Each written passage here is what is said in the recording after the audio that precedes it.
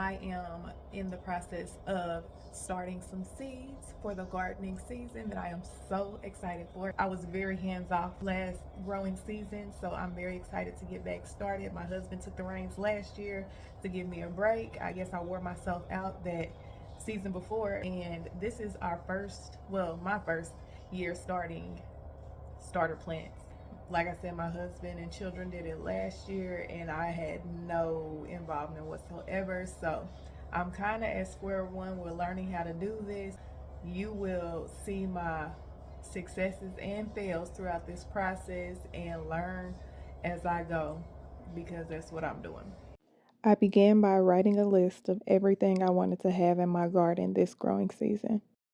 It's mid-January and I'm in zone 6B, so I'm limited on what I can grow right now, but I like to get an idea of what I will have throughout the year. Here are a few of the things that we decided to grow that can be started indoors in our area right now. Next, I collected all of my pots that I saved from last year and rinsed them out with warm water.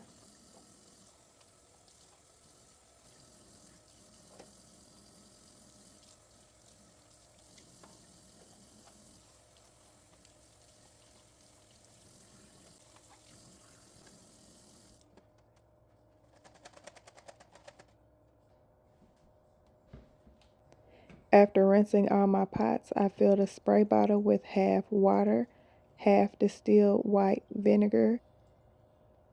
I use this spray to spray out each of the pots to get rid of any disease or bugs or bug babies that may have been on any of the plants last year so they don't transfer to our plants this year.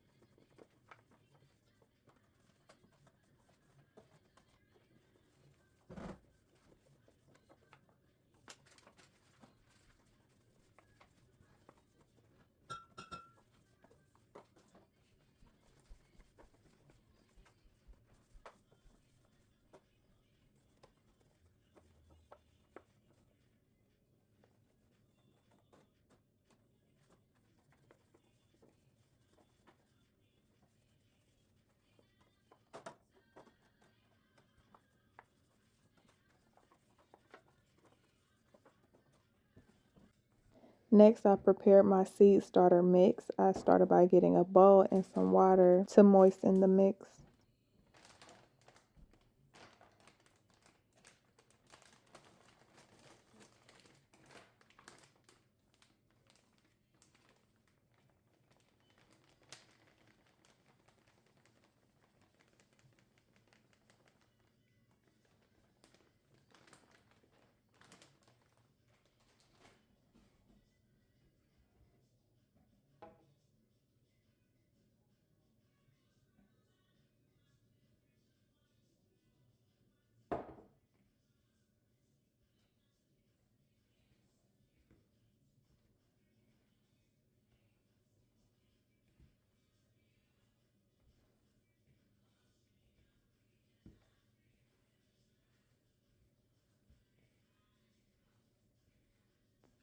The consistency I'm looking for is for it to be thoroughly moistened but not dripping wet.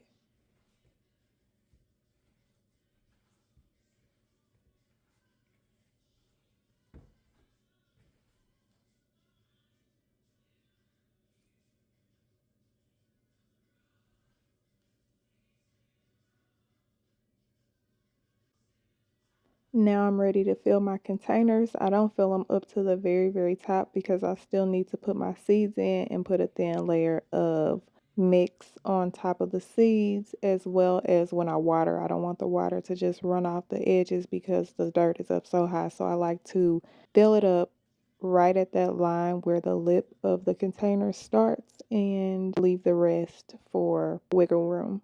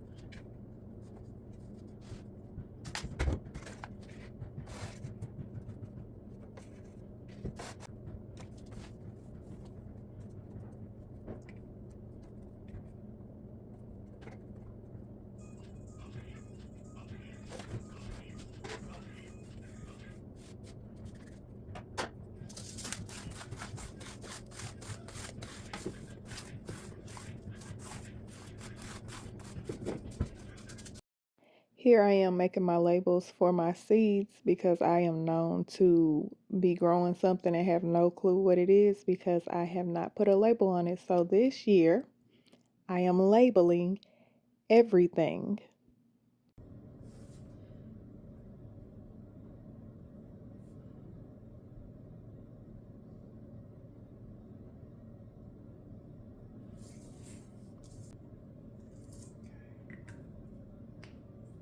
The 4 seeds I will be starting today are yellow Spanish onions, red burgundy onions, chives, and celery. To each of these pots, I'm adding 10 to 15 onion seeds.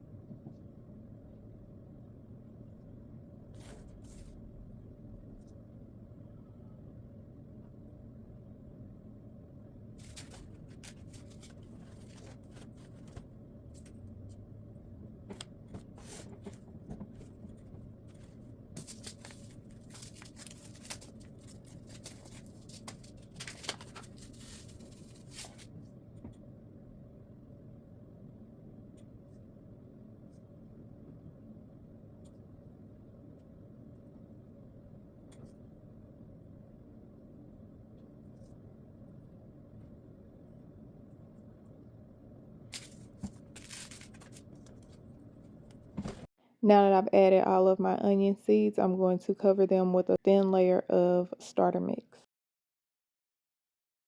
And because I put so many seeds in one pot, I will have to thin them out as they grow.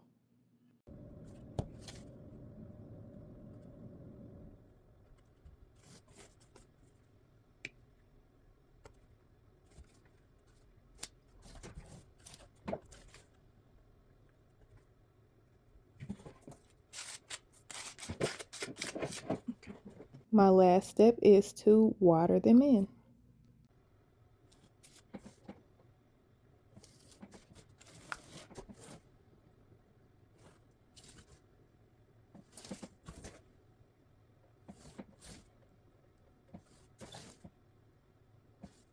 Then I realized in my effort to conserve labels that labeling a section with just one label wasn't going to work, so I had to make a label for each individual pot.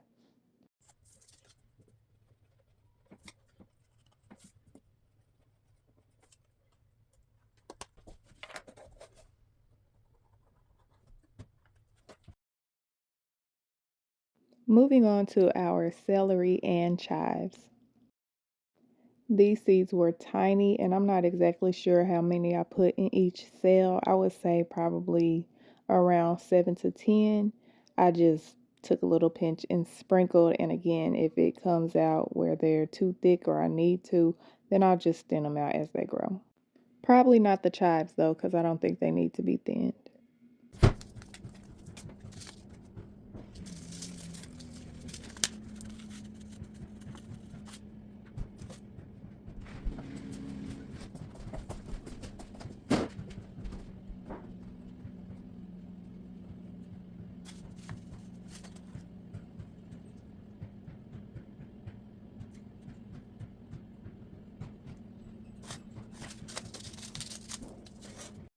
Same process. After adding the seeds to the cells, I am covering them with a thin layer of starter mix and watering them in.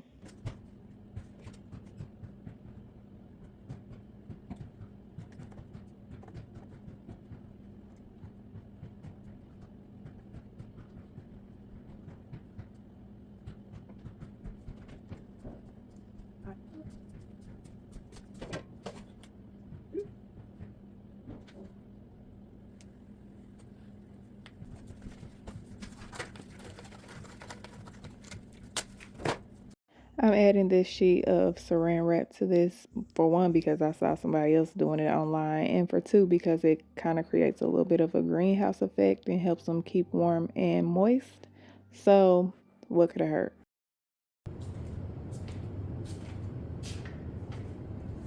I had to go ahead and finagle a little situation so they could be closer to the light.